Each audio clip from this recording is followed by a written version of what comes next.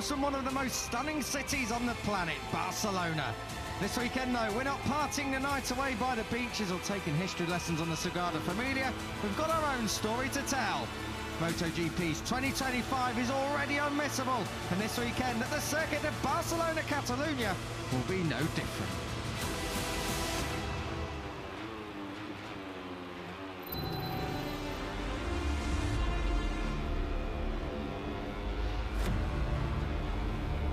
You join us trackside and live from one of motorcycle racing's great venues, the circuit de Barcelona-Catalunya. Not only has this place seen the greats lock horns, but it's seen titles clinched, memories made and welcome new chapters in the sport. And this weekend, it's time to start our latest back-to-backs, with Misano up next before the Asian Tour begins in Japan at the end of this month. But there's a lot of action before then, including coming up this afternoon with practice for Moto3, Moto2 and of course MotoGP. We start with Moto3 and you're in the company of myself, Kiko Giles, and Elliot York alongside me as we gear up for this one under hazy skies in northern Spain. A few clouds here and there, but a lot of blue sky as well towards the north end of this fantastic venue. Ready to see who is hot and who is not on Friday afternoon. The all-important Q2 spot up for grabs. The fans have already packed in on Friday here. We are expecting a massive attendance across the weekend, Saturday and Sunday particularly. Of course, both of them with race days. And of course, why wouldn't you want to come up to this part of the world? It's fantastic, not just in scenery, not just in cities, not just in culture, but this one really is a special place for motorcycle racing fans around the world, and we will be sure to live up to those special memories of times before.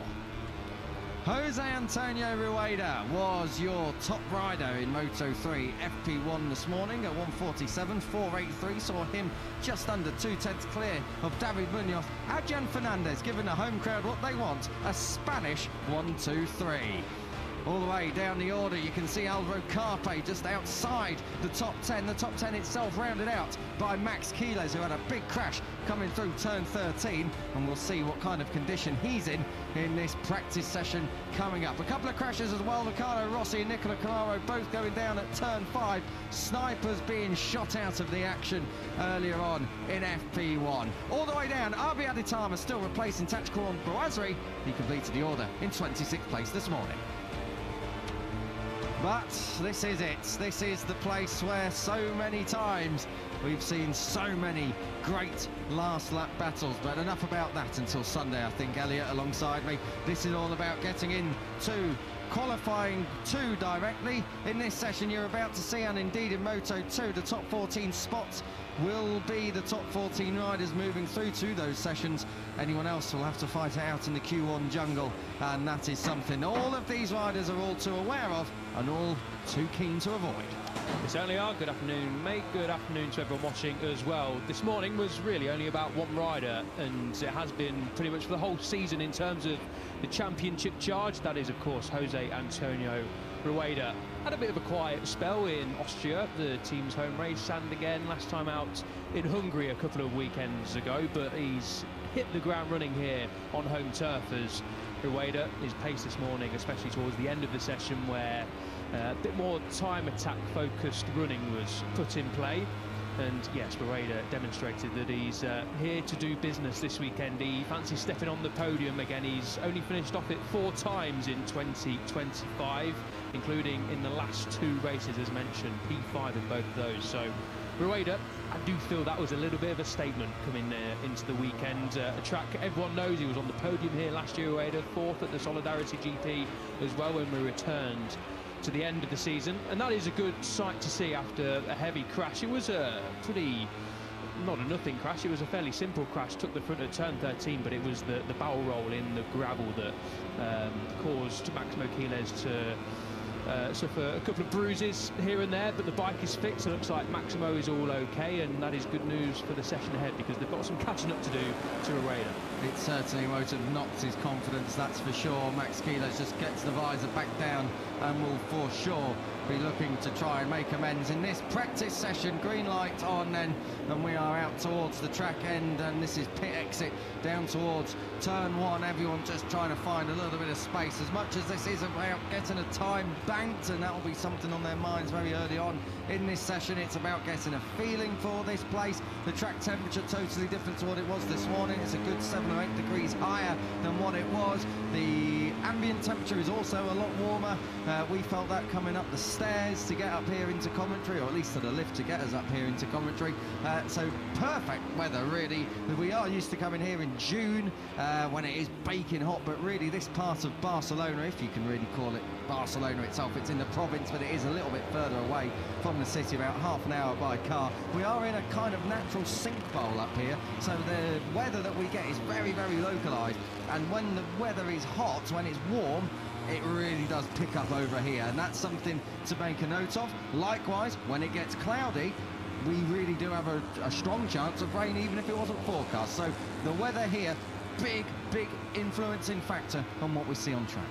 Yeah, certainly so. It says it's around about 26 degrees ambient air temperature, but it does feel a lot warmer than that. I know coming up here, obviously, a fair few times, yourself as well, Kiko, and many others would have visited the circuit of Barcelona-Catalunya, and it always feels warm when the sun is out here, a real sun trap. And it'll be slightly tough conditions for these riders going for early lap times. We saw on your screens there Jose Antonio Rueda, followed by Ryusi Yamanaka, and there's a bit of a train forming behind the number 99, and understandably so. Good to see Keeler's back out on the circuit. Yeah, Keeler's back out on track. He was probably just giving it a couple of moments before he did head out there. He probably wants a little bit of clear air as well, and a couple of laps just to get himself back into the swing of things, make sure everything's working as it should be. He knows he'll be all right if he's already back out there on track. He didn't go to the medical centre that we've been notified of, so good to see that Max Keeler's, he's all okay. Let's hope the bike is too.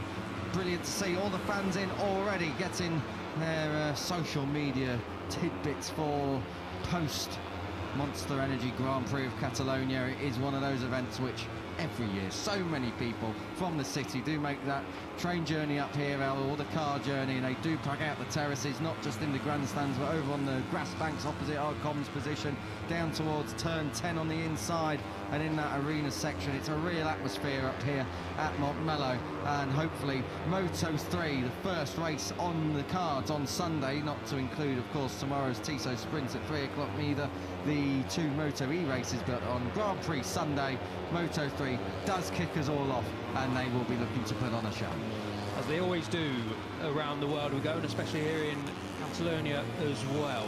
David Alonso, the winner of the last 3 races, so we are going to have a new Moto3 winner here this weekend. Who it is, obviously we aren't sure yet. RB Adatama on your screens continues to replace the Thai rider Tachkorn Bouazri, so we continue to send our best wishes of course to Bouazri, who underwent shoulder surgery a couple of months ago, so just healing up is Bouazri, so hopefully we'll see the Thai rider back on circuit. He'll be looking forward to the flyways, I'm sure. We've obviously visited Thailand, of course, but a bit more homely, I feel, for the Asian riders to go back on that other side of the world and in more familiar territory. But RB Adatama, where is he this morning? P26, so just a little bit of housekeeping there ahead of this afternoon session. And Ruche Moodley as well, following just behind. Good to see the South African continuing his trend after obviously a leg-free couple of injury layoffs this year, especially after Mugello in that nasty crash.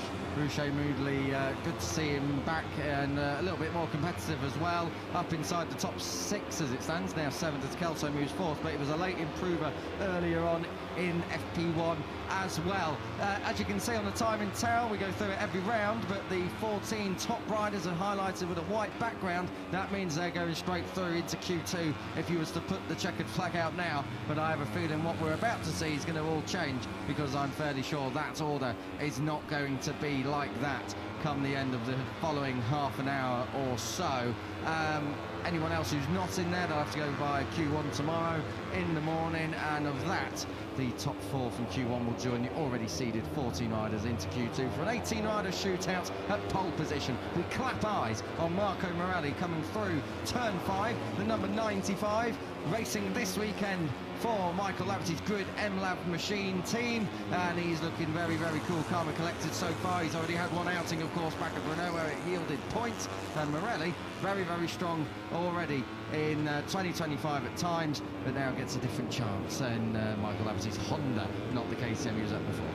Certainly does. Right to the team in the Junior GP paddock, so familiar surroundings, and we are led to believe that MLab have brought plenty of the Junior GP team up into the Grand Prix setup, and Morelli obviously knows them from his time in Junior GP, and he was P18 this morning. Marco Morelli 1.4 seconds off, so impressive stuff from the young rider who finished inside the points, of course, back in Renault on an impressive debut, and he will be in the MLab team for the rest of the season, apart from next time out at the Misano World Circuit, Marco Simoncelli, where Evan Belford will be replacing him because Morelli's got Rookies Cup duties, so excited to see what Belford can do on his Grand Prix debut.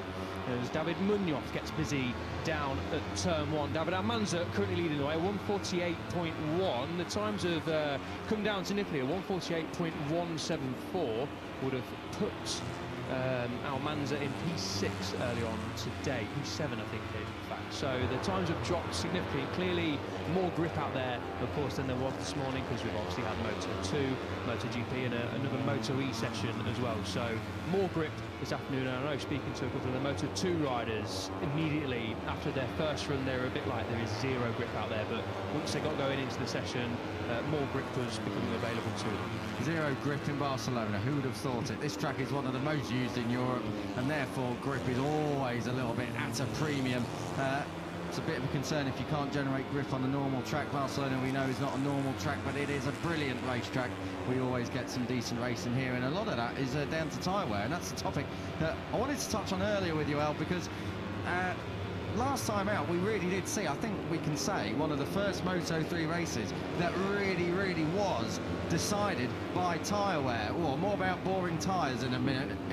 Oh, that's at turn 13 coming through. Valentin Peroni on Dennis Foggia, but we do have yellow flags out in sectors 3 and 4. Now that should be turn 10, because that's where the sector changes over from 3 into 4. And turn 10, well, we haven't had too many down there today. Jack Miller was one of them in MotoGP, and I think we've just had our first one in Moto3. We will pick it up shortly. Is it perhaps? Oh no, it's Nicola Carraro again. So Nicola Carraro, well, he dropped it at turn 5 earlier, and he's dropped it at turn 10 now. So the left-handers catching Carraro out, and that's a real problem for the number 10, who will have had hopes of moving through into turn 14. And those of you, including Elle alongside me with beady eyes, would have noticed a green transponder stopped in turn 11. Now, I did see Scott Ogden's machine, the CIP green power bike, parked in the gravel at turn 10. So I just wonder if there's been a small collision there and a misdemeanor between the two of them. Hopefully we'll be able to get a replay. Yeah, either that or Carraro has crashed under yellow flags. That bike is looking pretty second-hand for Ogden. We've not seen Ogden anywhere. There he is, walking away from the scene. So turn 10 then, what's happened down there? Is it two riders going down together after a bit of contact, one after the other, or has Ogden decked it and then Carraro not slowed down enough yellow flags, or just been spooked slightly and gone down under yellow flags, which will of course signal a penalty coming the Italians' way? We're not sure yet. Of course, we'll probably see replays at some point or bring you more info as we go through the session. But Peroni looks on it, doesn't he? P2 over in Hungary, and as you mentioned, Keith, it was a race all about, not all about, but a lot about tyre consumption, tyre wear, and we don't normally see that in Moto3. Of course, they have to look after their tyres, but a lot of the time they're on pretty much exactly the same tyres, so it's not really an issue. But Peroni was one of the riders at the front, the only rider at the front, I believe, who was on that medium rear tyre, and he said in the early exchanges the pace was super hot. They were setting qualifying pole position lap times in the early exchanges. Every rider who I heard from said, yeah, the pace in the early sort of half race was just absolutely outstanding. Peroni just bided his time, knew that he had more tyre left to give at the end. That's Carraro's bike returning to the garage. So yeah, incident involving Carraro and Ogden currently under investigation. Hopefully we'll get a replay of what happened. Potentially we will do in a second. Yeah, Peroni just bided his time and then saw that Quiles and a couple of others were just making some small mistakes. Not enough to cost them too much time, but enough to signal that they were starting to run out of grip. Munoz especially was saying he completely ran out of rear tyre towards the end of the session. So Peroni was like, right, I'm going. And we did see him go, and fair play to Quiles. And I think Peroni said this as well, fair play to Quiles, because we dug in on that soft rear tyre, managed to make it work and managed to hold onto the victory just. That epic final encounter in the final sector between Peroni and Quiles was fantastic to see, and Peroni did say that he was lining up to that final chicane, the right-left. Can't remember what turns it is. I think it was 15 and 16 before he hit 17 over in Hungary. Lining up there, then got the inside line through the final corner, but just carried a little bit too much speed, and he couldn't quite use the extra grip that he had because he carried too much speed into the final corner to fire it to the line. And ultimately win. Quiles, of course, crossed the line just ahead. But it was a race of tyre wear, tyre consumption, and the Moto3 riders obviously have learned that through the years and are going to have to learn more about that, because obviously the move up to Moto2 and then obviously to MotoGP, if and when riders make it there, tyre consumption becomes a lot more prominent. It's coming though for Peroni, isn't it? Absolutely. He's been really knocking on the door lately, Valentin Peroni's P2 at the moment as Adrian Fernandez is about to come across the line. We pick him up now. That lap's going to go away from him because he went on the green, but it would have been definitely rocketing him up into P1, but that is going to get cancelled due to track limits. But Valentin Peroni, mighty fast, and it's only a matter of time before the Argentinian does get his first Grand Prix victory. He is from Barcelona, so there would be no better place to do it, perhaps, with the exception of Termas earlier on in the year, but no better place in terms of the rest of the calendar to notch up that first Grand Prix victory.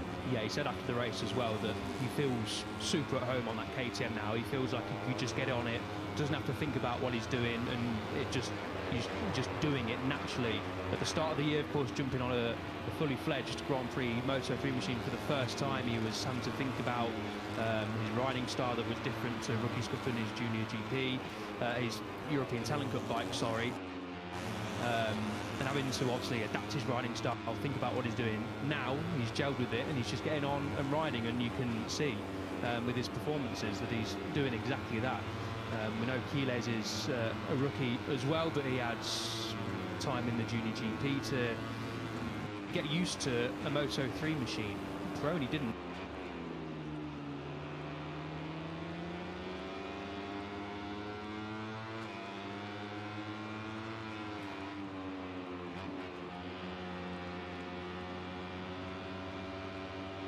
For Peroni to, he said, feel like a different rider. I feel like I can just go out, ride the bike, enjoy myself when I'm quick. That must be a really great feeling just over halfway through your rookie season. Valentin Peroni for me has been one of the star rookies. We knew Quiles was going to be fast, we knew Carpe was going to be fast. There was an element of doubt about Valentin Peroni, but that has been wiped away very early on in the first half of this season, and he's really been building. We've been saying it so much this year, El.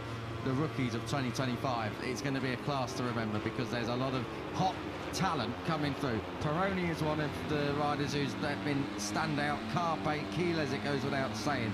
But also further down, Guido Pini has been very good.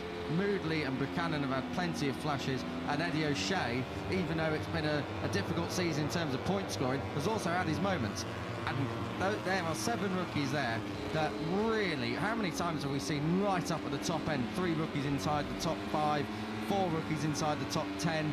However you want to phrase it as a statistic, the fact is the performance is there from our newcomers this year. Yeah, and it's obviously a shout out to the road to MotoGP. The age limit now is, of course, been lengthened as well, so they've got more time to learn their trade in Junior GP, which, you know, is Moto3. A lot of the teams, of course, have Junior GP teams. The Rookies Cup is a fantastic playground for the riders to learn Grand Prix tracks, race against each other, get expert help all year long.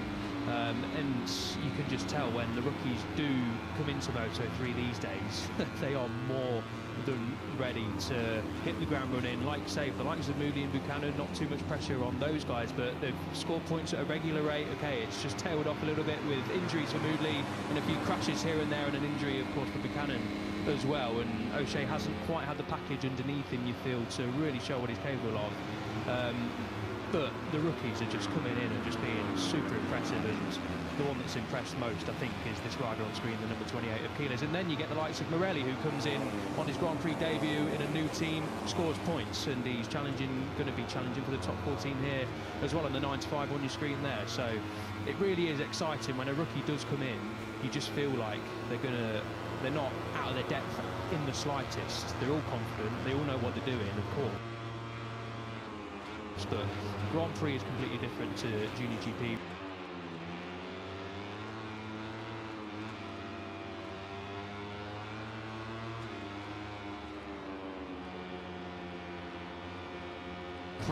On the full-time roster.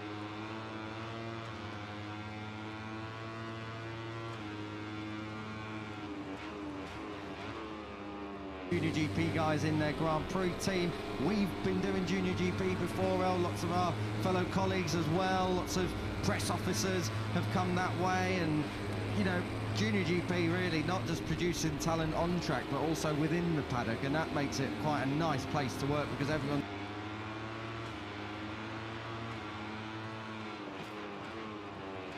trailing behind Max Keyless. Let's turn our attention back to Keyless. Is looking very good here. He's on for a outright best lap if he keeps it all together. Angel Piqueras is the rider who is just up ahead of him, but through turn 14 now and driving to the line. A little bit of slipstream if he can get it. Keyless is going to move up to second place this time around on a 1:48.190, and that is just a couple of hundredths of a second away from David Almanza's top time at the moment. The time's not quite as fast as this morning just yet. Oh, that's getting busy. Jose Antonio Rueda it was, who was a little bit slow there in the middle of the corner, and that just forced Keyless to sit up as everyone goes through the escape chute between turns 1 and 3 and along that penalty area. That was very Keyless, wasn't it? Overtaking your teammate down at turn 10 and then setting a second best time. It's normally the fastest time we're used to seeing, but after the crash this morning, right up there, back up to speeds. At that time would have put in P7 earlier on, so no issues with the machine, no issues with Keyless. It looks like he's ready to go, and that proves what these guys are made of. We're going to get a replay then. Rueda actually put his hand up, and you can see there some debris fell off something on the bike down the straight, so intrigued to try and get a close up of what that was, because something clearly went a little bit wrong there for Rueda, and thankfully he did an alright enough job to try and put his hand up and get out of the way. But obviously that cost the riders behind a bit of time and an extra lap on the board. So we'll see if Rueda pulls into pits. I think he's just further down the road. But something debris-wise clearly came off that KTM there. Well, makes it lighter in a straight line for him, doesn't it, I suppose. Coming up through, this is turn 12, this wonderful right-hander that really does set up the run to home up just brilliantly. And what a final sector to end this pretty decent circuit here at Barcelona-Catalunya. Let's just run down your order then at the moment as we approach the final quarter of an hour, just over 16.5 minutes to go. Almanza, Keyless and Peroni, your top three. Look who's in fourth, time for Rossato. Well, I never thought I'd say that on a Friday, but for Rossato is right there. The number 72 needs a result. Just 10 points scored from the last 5 Grand Prix, and a little too many crashes involved in those Grand Prix as well. So for Rossato, I hope to see the checkered flag on Sunday and hopefully on the podium. Munoz 5th, Calso 6th, Carraro, Foggia, Luca Lanetton, he's come back already up inside the top 10. He's up there in 9th. Piqueras 10th, Rueda 11th, Ralston 12th, Yamanaka and Adrian Fernandez completing your order so far. Alvaro Carpe, Eddie O'Shea and Mark Zuriati are the immediate 3 who are trying to chase a spot into Q2, and then we go down to Scott Ogden, who was on the ground earlier on at turn 10 along with Nicola Carraro, but Carraro's up there in 7th. Rossi is 19th, Moodley 20th ahead of Guido Pini, who we'd have expected to be a little bit further up in 21st place there. Morelli, your super sub at Grid M Lav, who's with them for the rest of the year, as I was alluding to earlier, 22nd place. Nepa, Buchanan, Aditama and Detweiler, your 26th rider field, and you can be sure that plenty of them are going to want to be moving on up to the top 14. The problem is those top 14 positions are at a premium, and at a track where everybody knows there's slightly less room for a jumbled up order. This is a track that everyone's been dialed in at before, and the cream always rises in Moto3. And unlike Hungary, it's a track where you want a bit of slipstream. The kilometre long home straight, I should say. We know in Moto3 you want to grab a load of slipstream there, because it's going to gain you 2, 3, 4, maybe even half a second down there into turn 1. And I think Rueda is going to be a rider that plenty are going to follow, because he does need a lap time in P11. He's what, a couple of tenths, 3 tenths more or less ahead of his teammate Alvaro Carpio, who currently sits outside the top 14. So I think Rueda's got a little bit more of a task on in the closing 14 minutes than he would have liked to. Kelso's looked pretty decent this weekend. He's been struggling with the last sort of 10-15% of the braking area, and then the first 20%, he said, of the acceleration. He's not quite got that feeling he had at the start of the season, where he was a regular podium finisher and victory challenger as well. Le Mans famously, where this rider David Munoz punted him off at the penultimate corner for Munoz to go on and win. Munoz again looking strong. 15% in braking and 20% in acceleration. It doesn't sound a lot, and probably on track it isn't, but against these Moto3 riders, any disadvantage, you are punished. Yeah, and he said also on the pace, I feel good, I feel and look pretty good, but I'm just missing a tenth or two, and unfortunately a tenth or two, I mean, wherever you look in racing, that's unfortunately quite a lot, but in Moto3, especially when the guys at the front are so quick, a couple of tenths a lap, and you are losing a lot of time, unfortunately. So yeah, Kelso just needs to find that little bit of a spark that he's just missing, that just went astray, unfortunately, ahead of the summer break, and he's not quite got back post-summer. But it's been a promising start to the Catalan Grand Prix, as we get a lull in proceedings, Kiko, as we always do. 13 minutes to go, and this is about to get pretty busy in Moto3. Let the games begin. Yeah, they're all in the pit. 13 to go, as you say, and it is a bit of a who blinks first situation here. Of course, there are two ways to approach this, and well, let's talk about Tayo Furusato for a moment, because this is a rider who is affected a little bit in recent rounds. He doesn't normally have decent Friday pace and qualifying pace over one lap, but he is also a rider that prefers to do the lap on his own, but that doesn't seem to work. He's a rider that doesn't like working with the group, because he can't find clear air, he can't find take his own lines. If you're a Tayo Furusato now, what do you do?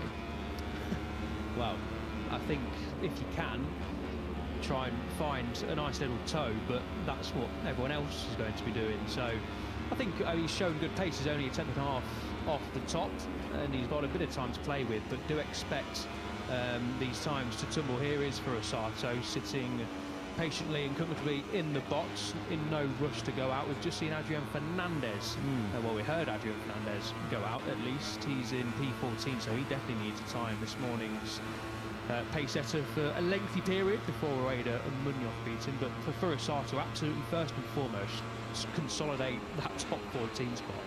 Yeah, he's in the top 4 at the moment, so that's not too bad. Oh, hello! Incident involving Jose Antonio Rueda and Max Quiles currently under investigation. Now, I thought that Jose Antonio Rueda was a little bit slouch-like on the apex of turn 1, and that made Quiles have to sit up. We're going to get a replay of it here. Keep an eye on the 99. Something comes off the bike. He's got his hand in the air, but Quiles is on the racing line, as is Rueda, and he makes that corner and then bails out of it. That is definitely why that's being looked at.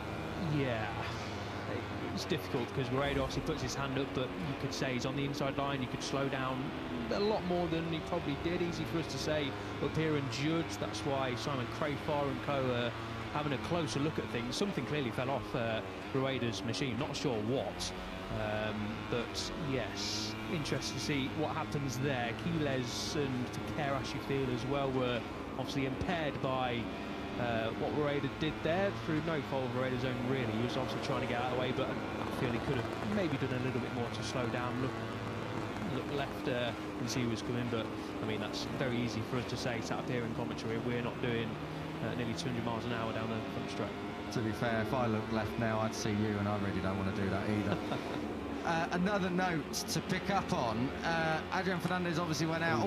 Look at the amount of work that's got to go on here. I tell you what, Scott Ogden's front end is completely bent out of place. Look at that tyre. That has been ripped off the rim. The rim is all bent. What on earth has happened there? That, to me, suggests a bit of a T-bone steak job. Yeah. But then Nicola Carrara's bike did not look that severely damaged, so there is a lot of work. That is session done. I'm sure that is session done for Scott Ogden, because they are going to have to check over that whole bike to make sure everything's in line. That is a disaster for Scoggers, who is down in 18th at the minute. That's a strange one. We saw Alan Bronning, their team manager, hands on hips. Understandably so, he's not impressed with the state of that motorcycle. But turn 10, usually, if you're obviously going to crash on your own, it's normally just a front end washout. It's one of the slowest parts, probably the slowest part on the course. So unless it's barrel rolled for some reason in the gravel, there's a bit of tarmac on the outside to play with as well, so that's a strange one. Obviously, I do feel like some contact has been made between Carraro and Ogden. We'll wait and see what happens with that one, but I do agree, Kiko, that does look like a session over for Ogden. So he, as he was over one, which is unfortunate for the British rider, who he said himself needs to have a bit of a reset and just get out of the slump that he's had in recent races and get back on track and scoring regular points. As the train, the freight train, not quite led by Roy, nobody's good.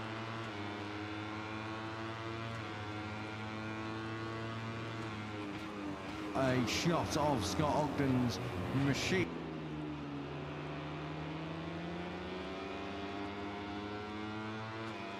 You who are on track, so that's an important point to note. Now that everyone's gone out on track, any yellow flags, it's an instant lap time cancellation, and if you don't roll out of it, if you don't respect the yellow flags and the risk, as we're and right on cue, that's one of the Boe machines at the top of the shot. Now, did they both go out?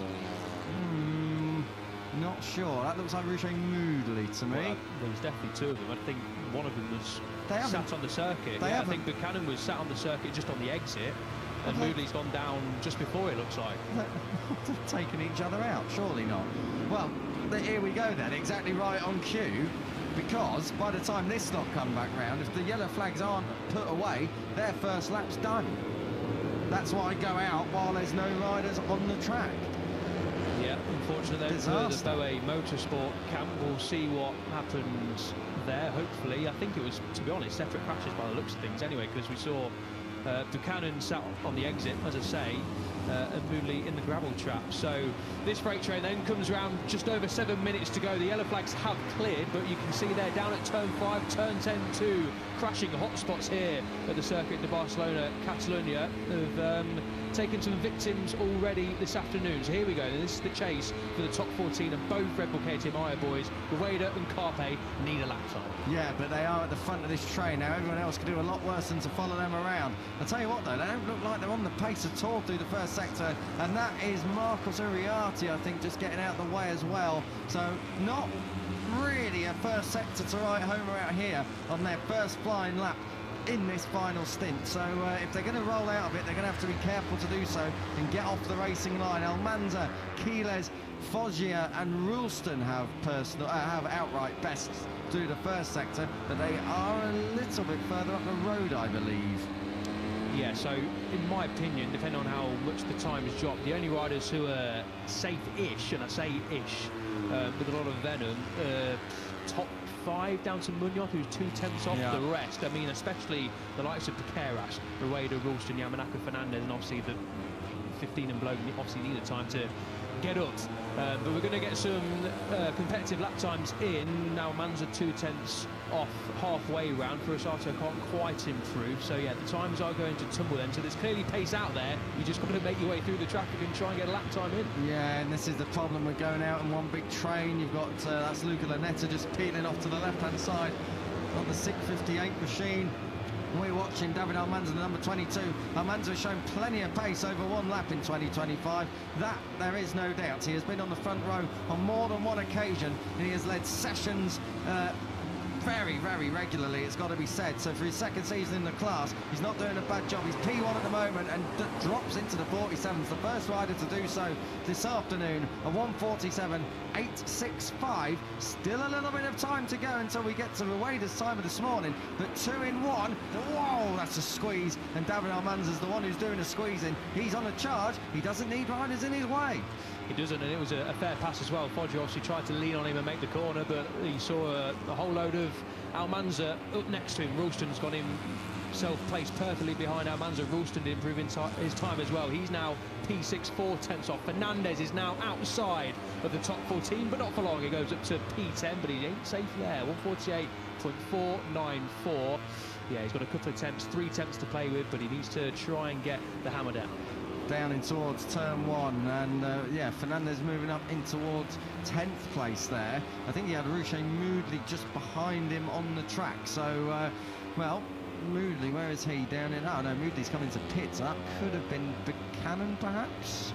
I'll have to work that one out shortly, but there was definitely one of the Boe machines behind. This is Ryusei Yamanaka, who at the moment is out of the top 14, and that bike is chattering away coming through turns 13 and 14. On the power is Gray through the first 3 sectors. This isn't going to improve him at all, so he's going to have to go again. Less than 4 minutes on the clock. Almanza once again moving the goalpost. Peroni likewise. Peroni is 5th at the moment, but the Argentinian 2/10 under Almanza's best time already, so we need to follow these two riders through. The 22 has got ahead of the 12 of Jacob Ralston, so Almanza's got clear track ahead of him. Ralston will be doing well to latch on here and take a tour of this Barcelona circuit. Almanza across the line, a 47.8 again, but it's Peroni with a 47.584 to go a quarter of a second quicker at the top than anyone else. So Valentin Peroni saves his best until late on. Quiles is 3rd and gets ahead of Peroni on the track. But that is a very, very solid job indeed. I think Quiles has just had a lap time cancelled, and Pini takes over in P3. 3 minutes to go then, and your top 2 in the championship are outside of the top 14. Bequeras P16, Rueda P17, and Neil Lapton. Carpe has just jumped into the top 14 in P13, but he's not safe there. Rueda is there in the middle of the pack. I couldn't quite see Bequeras, but they've got a lot of work to. Here he is. I think Bequeras actually tucked up right behind Rueda. He's coming through turn 4, and I tell you what, David Munoz could be the next victim here. He's down in 13th place, 14th for Carpe. So there's a lot of big names here finding themselves with a lot of work to do, and they're in sector 3, and there are yellow flags. Now where is that? Now sector 3 will be possibly turn 8, perhaps? They've just come through it. If so, yes, there was yellow flag in the background. So there was a yellow flag at turn 8, well, turn 7 and 8, the left into turn 8's the king, the left is the turn 7, and that was for Abi Aditama. These laps are going to get cancelled now. That's a disaster. Good to see that Aditama is on his feet and walking away, but I reckon these laps are going to go, and this is a disaster for Bequeras and Rueda, because they are going to have a Super Bowl style shootout here, because when they come across the line, it will be their last flying lap. Rueda is the only rider in this season to not be in Q1 at all. Is that about to change? This lap time is not going to count for these two. They've got a little bit of nice warm air in front of them to tire for Osato, so perfect track position. One go at it for these two here. Rueda jumps up to P11, Bequeras P10, but I think they're going to get scrapped and they need to go again. The only way they might not get scrapped is that they didn't have time to react to the yellow flags, and they were already approaching the braking zone for turn 7 and 8. We'll have to wait and see, but let's take it at face value. Bequeras 10th, Rueda 11th. It still might not be good enough. Munoz is down in 14th place at the moment. Foggia is out. Well, Foggia's just gone in and nudged Munoz out. So Munoz, this is going to be a massive lap for the rider who has had 5 podiums across the last 5 Grand Prix. Carpe 16th, Carraro 17th, an earlier crasher. Yamanaka, podium back in the Red Bull Ring in Austria, down in 18th place. There's a lot of heavy-hitting names that are out, and there's a lot of surprises that are in. Ralston, Lanetta, Uriarte, they're 5th. 8th and 9th. Pini is 3rd. Peroni leads Almanza. That's your top 3, but there's a lot of big names that really could do with a clean lap. Rueda wide at turn 7. I think Rueda Vaqueras might have just been all right in that yellow flag then, because Linetta's time got chalked off and he's a little bit further down in the pack. Munoz as well. We've already had those confirmations, so I think Rueda and Vaqueras might have just snuck in, and it might not matter anyway because they're on good lap times here. Munoz is as well, and he definitely needs it. That's David Almanza coming up the inside of Vaqueras. Is that going to ruin Vaqueras' lap time? He could have really done without that. Vaqueras having a big fat leopard on them, slide on through at turn 10. How did that all fold out? And looked like Almanza held the position, but we're at turn 12 now. We've got 13 and 14 to go. This is it. What you see is what you're going to get. The checkered flag is already out and being waved. Rueda leads to... Oh, look at Munoz. He's going to force his way through past Vaqueras. There's no need to go racing already. I think Munoz might have gone on the green and wrecked his own lap anyway. Across the line, Rueda moves up into 8th place. Munoz goes provisionally second. Vaqueras has taken the flag and 12th, and everyone else has taken the flag behind. So I think that they have just got away with that. Carpe is out, Foggia is out, Yamanaka 19th and out. The only doubt I have is, did David Munoz go on the green on the exit of turn 14? It hasn't come up, but they have a lot of work to do up in the race control. We are getting told that lap times are being cancelled for exceeding track limits, but those lap times were not personal best. I'm talking about Quiles, he's one of them. I think Munoz is okay. I don't think he quite touched the green. Kiko got new glasses yesterday. I think he needs to get a new pair again. There's some finger wagging between Nepper and Jacob Ralston. Ralston safely in. Nepper, where is Stefano Nepper? Down in P23. Not sure what happened there between the Australian and the Italian.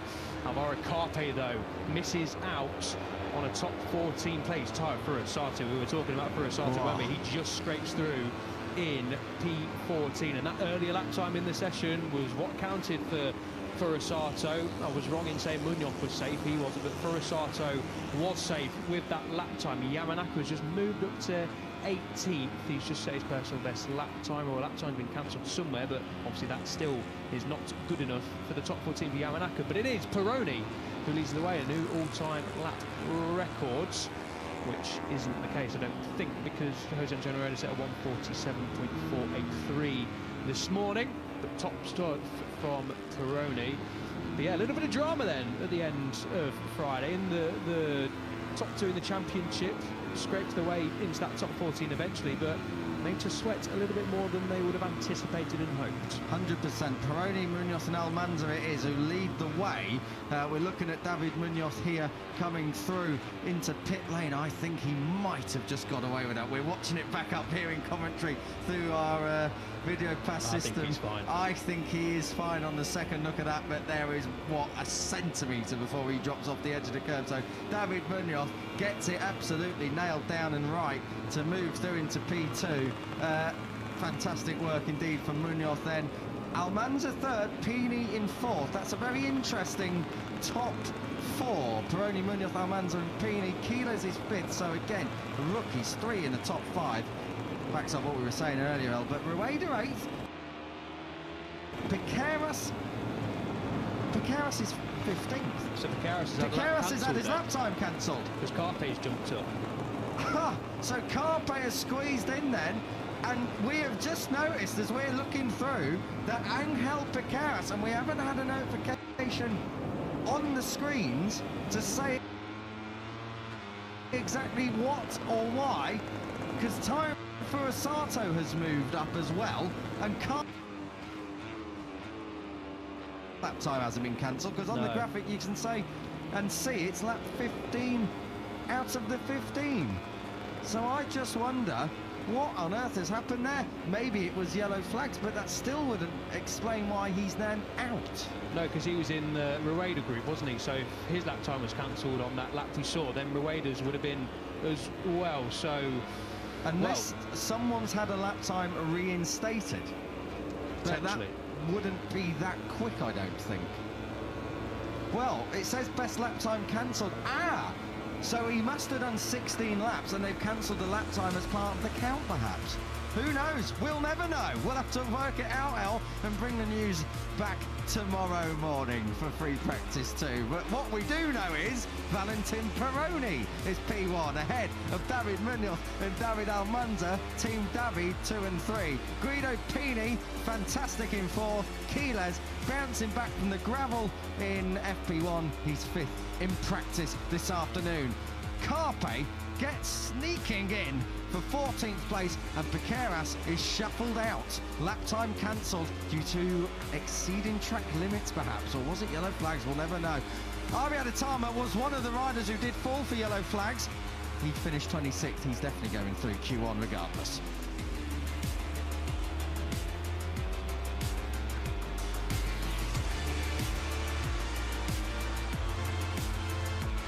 And that is it. Moto3 done and dusted on Friday. Moto2 coming up next. So for myself, Kiko Giles and Elliot York, we're passing the baton and the mic. Lewis Sotheby and Neil Morrison. Enjoy.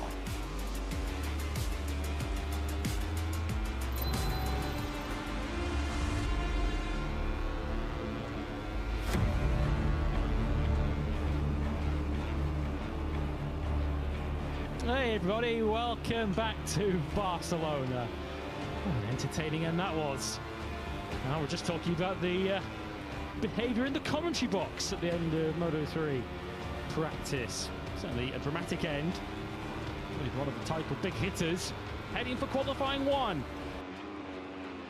Even if we're not entirely sure how.